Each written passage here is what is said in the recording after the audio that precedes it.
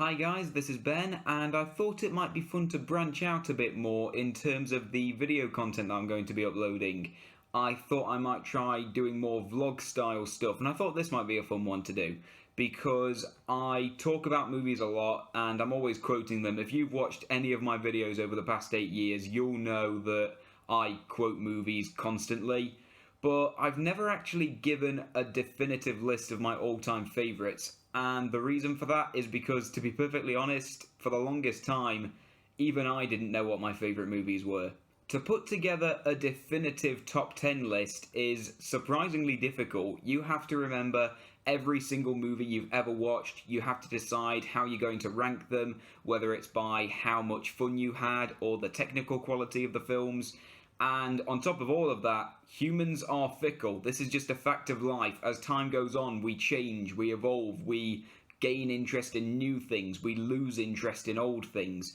And because of that, for me at least, coming up with a definitive all-time top 10 favourite movies is borderline impossible. But after a lot of thinking, I think I've finally come up with my top 10 favourite movies, at least as of whenever this video is getting uploaded. This list is subject to change because I've not seen every single movie that's ever come out, and like I said, eventually I might lose interest in some of these, I might gain interest in other things that will knock items off of this list, but as of right now, whenever this video is getting uploaded, this is my top 10 favourite movies. Before we start, I want to give a quick shout out to a few movies that were considered for the list but just barely didn't manage to get on it. Star Wars Episode 7, The Force Awakens, Kill Bill Volume 1, and my personal favourite guilty pleasure movie, Little Nicky. Yes, I actually do like this movie that much. And now it's time to get into the list. This is my top 10 favourite movies. Number 10, Punch Drunk Love.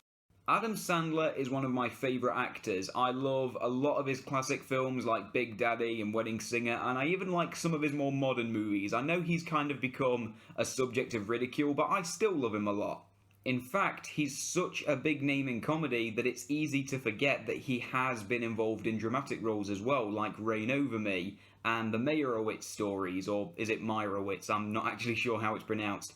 But his dramatic films have never been big money makers, so because of that, they often get overlooked, which is a shame because Punch Drunk Love, I honestly think, might be his ultimate best film ever made. In this movie, Adam Sandler plays Barry Egan, a salesman who's spent his whole life getting bullied by his family. He has no confidence in himself whatsoever, and he just lets everybody walk all over him. And to be honest, as somebody that's actually been bullied before, I could really sympathise with him. I really understood what he was going through, and, I really identified with this character. But partway into the movie, Barry meets a woman and falls in love with her, and she gives him a huge confidence boost. She turns him into the person that he's always wanted to be. She gives him the bravery and the courage to start standing up for himself. And all of the people that have been walking all over him get what's coming to them. And it's really satisfying just seeing how much of a transformation he goes through. From a meek, timid man who just lets everybody take advantage of him to a real-life superhero, in a sense. That's what he feels like. He feels like a real-life superhero, especially near the end when the woman that he loves is in danger and he helps to protect her. It's one of my all-time favourite scenes in movie history. I'll always love Adam Sandler as a comedian, but I really wish he would do more movies like this. Number 9, Three Idiots. This is the only foreign film on the whole list, and I was pretty nervous going into it because I wasn't sure how much I would enjoy watching a film with subtitles, but this movie turned out to be so good, I didn't even need to watch it in English. I loved it as it was. This movie tells two stories side by side. Plot A involves a trio of students getting into a war with one of their college teachers, and plot B involves two of them, now adults, going on a quest to find the third person who disappeared. When I first heard the title of this movie, I assumed it was a comedy, but it's actually more of a drama. It tackles some really serious issues with education, most notably the ways that students are taught and the consequences of putting too much pressure on them. The main character, Rancho, believes that education should be interesting. He goes to college to study engineering because it's what he wants to do with his life. He's really passionate about it. But his friends are only there to get good grades so that they can get a degree and then get a good job out of it. And let's be honest, I think a lot of us can relate to that, because I certainly can. I did not go to university because I wanted to. I went because I would get a good job out of it. I mean, think back to your education. How many times did you answer a question that your teacher gave you because the question made you curious and excited to learn something new? I'm going to guess that it didn't happen very often. It was usually so that you could get a good grade. That was the reason why you answered that question, because you just wanted to look good in front of the teacher. But this movie discourages that. This movie says that you should be learning about something because it's what you're passionate about and it's what you want to be doing with your life. You shouldn't be learning about something because it's going to help you pass an exam. That's not what life should be about. I think that's a very important life lesson, and I think we could all learn something from Three Idiots. And even ignoring the lessons that it teaches, it's still a really entertaining movie with interesting characters. It's really funny. And the musical numbers in this movie, 10 out of 10, easily. I will never get the song All Is Well out of my head. Number 8, Saw 2. I avoided the Saw franchise for most of my life because I'd heard a lot of bad things about it. A lot of people said it's death and dismemberment, watching people get killed in gruesome ways, and that didn't sound like something that would appeal to me. And it wasn't until 2015 that I watched the first movie out of curiosity, and I liked it a lot. Anybody who tells you that Saw is nothing but blood and gore is wrong. That's just a fact. Yes, there is a lot of violence in these movies, but it never takes precedence over the story. The story is the main appeal of Saw, and now that I've watched all of the films in the franchise and I've seen the whole story unfold, it's easily one of my favourite movie franchises ever. It might be my number one. The first Saw movie is widely considered to be the best, but for me, the second one is just a little bit better because of the main character, Jigsaw. Saw 2 is where we get to actually learn about this character, because in the first movie, he only had a small amount of screen time. In Saw 2, you get to spend a lot of time with this character and really learn how his mind works and why he does what he does. He kidnaps people and puts them in gruesome death traps, which makes him look like a psychopath, but he's actually one of the most fleshed out and three-dimensional characters in movie history, I think. The thing is, he doesn't just kidnap anybody, he kidnaps people that actually deserve to be put in these traps. Neglectful parents, corrupt police officers, drug dealers, racists. And every trap is escapable. The idea is that you're not supposed to die in these traps, you're supposed to get out of them. And after you've survived an ordeal like this, you're supposed to realise, oh wow, life is really precious and I shouldn't be wasting it doing terrible things, otherwise I'm going to get put back in one of those. I don't want to waste my life, I want to be a good person. That's the idea. The idea is that you're supposed to be rehabilitated by these traps. And that's what makes John Kramer, Jigsaw, the main character, one of the most interesting villains in existence. I wouldn't even call him a villain. Some people, including myself, think of him more as a misunderstood hero.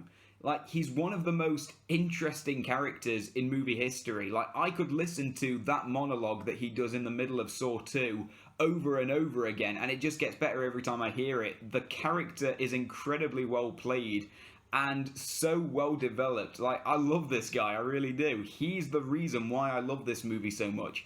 That and the story. I actually found the story for Saw 2 really interesting, especially when it gets to the end and it starts to become apparent that something is amiss. And there's actually 2 twists right at the end of this story. One of them I already knew about, but the other I had no idea that was coming. Saw is famous for its twist endings, and Saw 2 has one of my all-time favourites. I never could have predicted it, never in a million years. I know that the Saw movies get a lot of hate from critics, but I will always be a fan. And Saw 2 is more than worthy of this list for me because of the fascinating main character and the really interesting story. Number 7, Hot Fuzz. Who would have thought that one of the best action movies in recent memory would come not from Hollywood, but from southwest England? In this movie, a police officer named Nicholas becomes suspicious that there's a criminal mastermind on the loose, but the rest of the police are either too stupid or too lazy to do anything about it. So Nicholas and a bumbling constable named Danny have to work together to catch the criminal by themselves. There are so many things that I love about this movie. First of all is easily the comedy. This is one of the funniest movies I've ever seen. I think this might be one of the funniest films ever made, full stop. There are so many great jokes in this movie. You could watch it over and over again and there would still be a few that you would miss. Like, every time that I watch this movie, I'm still picking up on stuff that I didn't see the first time around.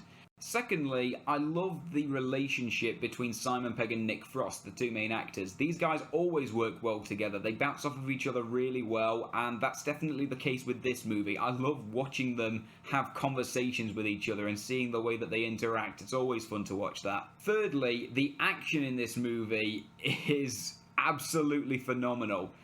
Like, the last 20 minutes or so of this movie, there's this huge shootout with the bad guys, and I'm actually impressed that they managed to make the action both exciting and hilarious. Like, they actually managed to cram a couple of jokes into this epic shootout at the end. I don't know how they pulled it off so well.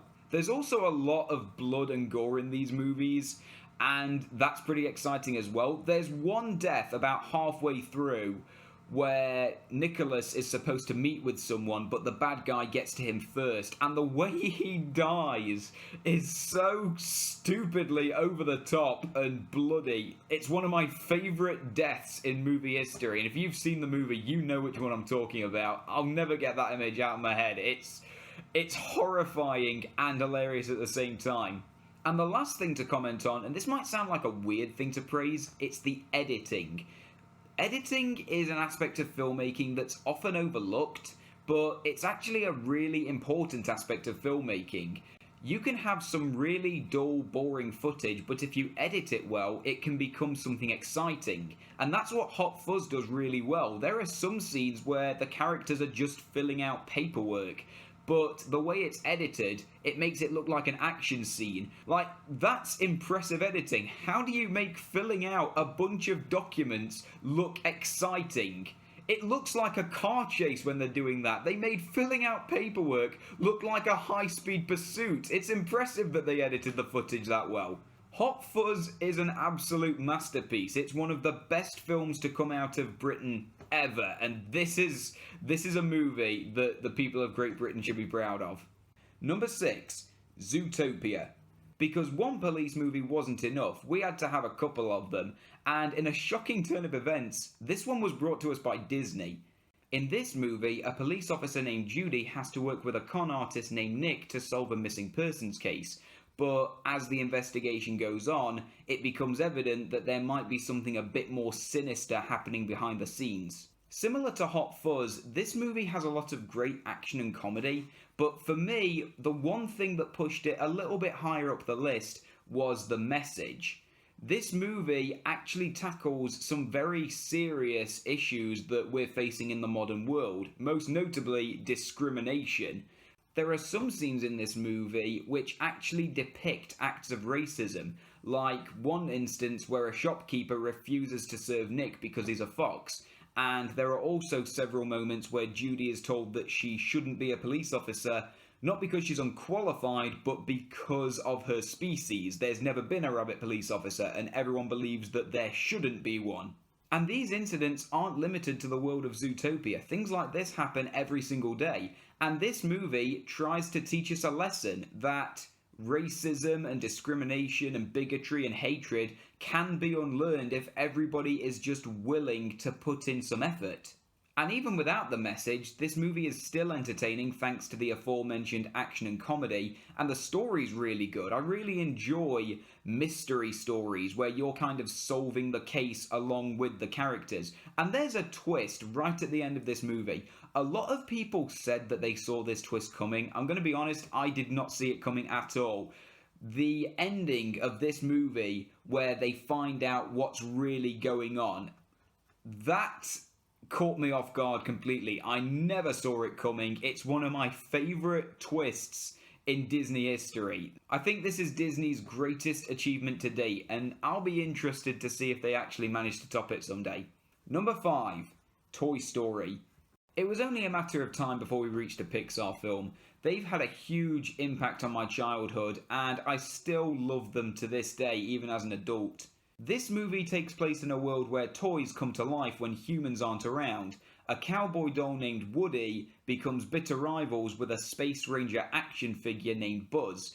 But when the two of them get captured by a delinquent who likes to abuse toys, they have to work together in order to escape. Toy Story is primarily a kids' film, but there's a lot on offer here for adults as well. Toy Story combines a lot of different movie genres together, so there's a little bit of something for everyone. There's comedy, adventure, action, drama. There's a couple of romantic moments in there as well. And that scene where the toys go into the villain's bedroom for the first time feels like it was taken straight out of a horror movie. That used to scare me when I was a kid. Now, Toy Story is a very entertaining movie, but is it Pixar's most entertaining? I wouldn't exactly say so. There are a couple of Pixar movies I like a bit more than Toy Story, like Inside Out. But the main reason why I chose Toy Story to go on this movie instead of any other Pixar films was because this wasn't just a good film, it was an important one. Toy Story was the first computer animated film ever made, and without it, the animation industry today would look completely different. So many computer animated films like Shrek, Ice Age, How to Train Your Dragon, Sausage Party, and the aforementioned Zootopia wouldn't exist if Toy Story hadn't been as successful as it was. And Toy Story very nearly didn't come out in the first place. If you're a Pixar history buff, you might know that this film had a very troubled production. So the fact that we got the film that we did is almost a miracle. Toy Story will always be my favourite Pixar film, I'm certain of it. It's entertaining, it's a huge part of my childhood, and I have a lot of respect for just how much of an impact it's had on the animation industry. Number 4, Deadpool and Deadpool 2. I love both of these movies so much I couldn't pick a favourite. Deadpool's popularity has exploded in the past few years, and now he's one of the most recognisable Marvel characters ever, up there with the likes of Iron Man, the Hulk, Spider-Man, and Captain America. The first movie is about how he got his superpowers in the first place and how Wade Wilson became Deadpool. The second movie is about him trying to fill a void in his life after he loses something dear to him. By far the biggest selling point of these movies is the comedy. These movies are laugh a minute. You'd think that with this many jokes, at least a few of them would miss, but so many of these jokes land, and they're not just small giggles either. These are big laughs. These movies are hilarious, absolutely, without a shadow of a doubt, some of the funniest movies I've ever seen. And some of the jokes are actually very intelligent as well. Deadpool is a character that breaks the fourth wall a lot, and that allows for some great satire about comics and movies in general. Deadpool says what the audience is thinking, and, I really appreciate stuff like that. I like it when films can make fun of themselves. It's quite refreshing to see a superhero film that doesn't take itself seriously whatsoever. And I also have to praise Ryan Reynolds' performance as Deadpool. I know this has been said about a million times by everybody on the planet, but this is the role that he was born for. I can't imagine anybody else playing the character now. He does such a good job. It doesn't even feel like he's playing a character. It feels like he's just being himself. And if the comedy and characters don't win you over with these movies, chances are that the action will. There are some pretty brutal fight scenes in these movies. I really hope we get to see more Deadpool movies in the future, but I want to say now, I hope they don't make him part of the MCU, because I feel like that just wouldn't work. Deadpool is at his best when he can play by his own rules, and if they put him in the MCU, he wouldn't be allowed to do that. It just wouldn't work, in my opinion. Number 3, Mary and Max. I'd heard about this movie before I watched it for the first time, and I assumed that it was a kids' film. It's not. I couldn't have been more wrong. Although the story seems like it could be a good fit for a kids' film, it's about a young girl named Mary who's very lonely, and one day she picks out a name from a phone book and she starts writing to that person hoping that they can become friends. And the person she picks is Max, a 44-year-old obese man living in New York, and the two of them spend 2 decades writing to each other, and along the way, a lot of crazy things happen. It definitely sounds like a kid's film, and from a distance it looks like one, but it covers some very serious topics like alcoholism, parental neglect, suicide, depression, and that's just the tip of the iceberg. This is a very serious movie. But even though this movie has a really somber, kind of tragic story, it still manages to be funny. It's got a very weird and bizarre sense of humour. There are some very unusual jokes, some of which are downright confusing, if anything. But the humour in this movie actually really works. More often than not, this movie really had me laughing out loud. And I can really appreciate that. When you have a story that's this serious and actually kind of depressing in some cases, then you kind of need to have a little bit of a sense of humour to balance it out. Otherwise, it might be a little bit overwhelming. There's one particular aspect of this movie that stood out to me more than anything else, and that was the character of Max himself. He has Asperger's syndrome, and the movie does a really good job of explaining it to the audience, like highlighting what it's like to have Asperger's syndrome. Like, if you're interested in finding out about it, I would highly recommend watching Mary and Max. It will teach you a lot of stuff that you might not have known, and to be honest, even I learned a few things, and for those of you that don't know, I actually have Asperger's syndrome. I feel like the people that made this movie understood it a little bit better than I do. And even ignoring that, Mary and Max is an adventure. That's the best way to describe it. This movie was so incredibly compelling. I went through every emotion possible for a human to feel. I was happy, sad, angry, scared, excited. There's one moment near the end of the movie where a character conquers a fear and I just went, yes, as if I was watching a football match. That's how excited I was when I was watching this movie. Mary and Max, I can't recommend it enough. It's weird and it's incredibly tragic, but I can't recommend it enough. It's brilliant. I love it so much. Number 2, Swiss Army Man. This might be the most divisive film ever made. This is one instance where the phrase, you either love it or hate it, is actually true. Some people have called this one of the best movies ever made throughout the entire course of human history. Others have said it's a contender for the downright worst. And there's no in between with this movie. You really are either for it or against it. And as you can tell by the fact that it's on this list, I am for it. In this movie, and I swear this is what it's actually about, this is the actual story, a man named Hank is stranded on a desert island when he comes across a corpse with superpowers.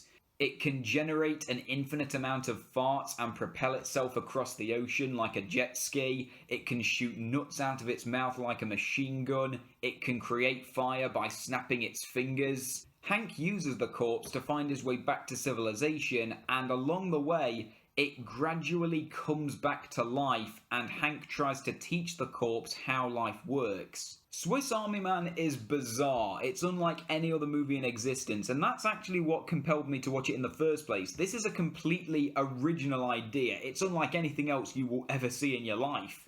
But the reason why it's resonated with me as much as it has is because of the incredibly profound lesson that it teaches. The corpse, whose name is Manny, is constantly questioning society as Hank explains it to him. Hank tells him that he can't use his powers in front of other people because they'd find it unusual and people don't like things that they don't understand. You're not supposed to do weird things in public. And Manny says, well, why shouldn't I use my powers in public? They're what make me unique. Why should I try to be someone that I'm not? Why are people going to judge me? And at one point in the movie, he says, why are we even going back home in the first place? They won't let you do anything. They won't let you be who you really are. And that's actually true. Why are we so ashamed to be who we really are? Why do we have to hide things about ourselves when we're living in a society, when we're out in public? Why do we have to be people that we're not? It's actually a really profound message. Yes, some of us are a bit weird, but why is that a bad thing? Just because someone is unique doesn't mean that that should be frowned upon. Swiss Army Man gave me a new outlook on life. It changed me, it taught me things, and this is a movie that I would honestly recommend to everyone. This is something that everyone needs to see. And when I say that, I mean that you need to give this movie your full attention. Don't just turn it off after the first 10 minutes if it doesn't grab you immediately. This is a movie that needs to be watched from beginning to end. I can't guarantee that you'll like it, but if you do, this movie will change your life. Number 1, Labyrinth. When people talk about cult movies, this is one that usually gets brought up.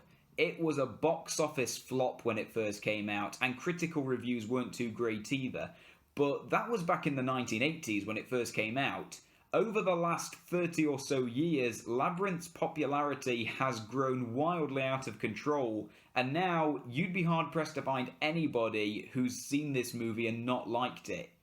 This movie is about a girl named Sarah who is left at home to babysit her brother, and having no interest in that, she wishes that he'd get taken away by goblins. But by complete mistake, the wish comes true. The Goblin King, played by David Bowie, gives her a challenge. If she can get to the centre of a giant labyrinth, he'll give her brother back. Otherwise, he'll keep her brother trapped there forever.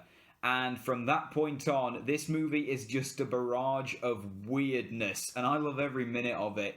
This movie feels like a combination of the fantasy setting of Alice in Wonderland, the unique comedy of Monty Python, and the effects of the Muppets, and they actually blend together really, really well. This movie is easily one of my all-time childhood favourites. In fact, this was the first movie I ever watched in my life. And I know it's a bit of a cop-out to choose your first movie as your all-time favourite, but I feel like Labyrinth wasn't just entertaining for me when I was a kid. I feel like it had a huge impact on who I am as a person. Because I watched this movie so many times at such a young age, it really influenced me, and I think it made me the person that I am today. Labyrinth is the reason why I've grown up to be who I am now. Labyrinth is the reason why I love weird stuff, why I love random musical numbers, why I love charismatic villains, why I love crazy fantasy environments, why I have such a unique sense of humour. There is no doubt in my mind that if I hadn't watched Labyrinth as many times as I did when I was younger, I would have grown up to be a different person, and that's honestly why it's my all-time favourite, because it shaped me, it turned me into who I am now. This movie changed my life. And even ignoring all of that, it's still entertaining. It's really funny, it's got some quotable lines. I love David Bowie's performance as the Goblin King. He's such an intimidating and yet likeable villain. It's easily one of his best movie roles. I love the effects, I love the characters, just everything about this movie. Like the soundtrack as well, I nearly forgot to mention that. The soundtrack in this movie is awesome. Which it should be, because David Bowie worked on the soundtrack. And you can tell just by looking at it that this movie was made by a team of people that really cared. You can tell that this movie had a lot of great passion and effort put into it. This movie was made by people that really gave it their best efforts. I will admit that this movie isn't perfect. Some of the effects haven't aged too well, and Jennifer Connelly's performance takes a little bit of time to pick up steam. She does get a lot better as the movie goes on, but for the first 5 or 10 minutes, she's not great. But that really is a nitpick. Those two things right there really don't mean anything. Like, they're just nitpicks. When it's all said and done, this is easily my favourite movie of all time. I will always love it, despite it having a couple of flaws. It's really entertaining, and it's a huge part of my childhood, and it's the reason why I am who I am now. And because of that, Labyrinth, easily my #1 favourite movie of all time. So I hope you enjoyed that video, and feel free to leave a comment telling me any of your favourite movies, and let me know if you've seen any of the ones that I listed here. Maybe you like these movies as well, maybe you're not a big fan, leave a comment, I'd love to hear them. So I hope you enjoyed. Peace out, YouTube.